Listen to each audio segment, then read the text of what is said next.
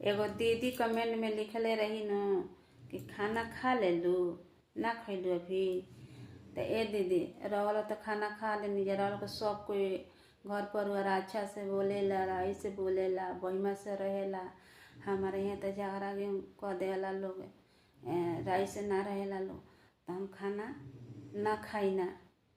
हमारा तो केहू बा ना माई बड़ी आ ना पापा बड़न, ना भाभी बड़ी आ ना भैया बड़न, कोई नहीं खे। एगो कॉल फोनो भी पूछे वाला नहीं खे कि तू कैसे बाड़ू आ कैसे नहीं खू। तो अपन जे भी भैया दीदी लोग वीडियो हमारे देखा तनी जा, तो हमारे के सपोर्ट करी जा के हम सपोर्ट मांगतनी। छोट बहन है, हमारे के सपोर्ट दे दी जा। हम रहे लोग देख के हम सबूर बना जाला कि दीदियों बाड़ी भैयो बाड़न, हमारे तो सभी बड़ी है। रह लोग देख के हमार मन खुश हो जाई ना, हम एथी ना लगी ना।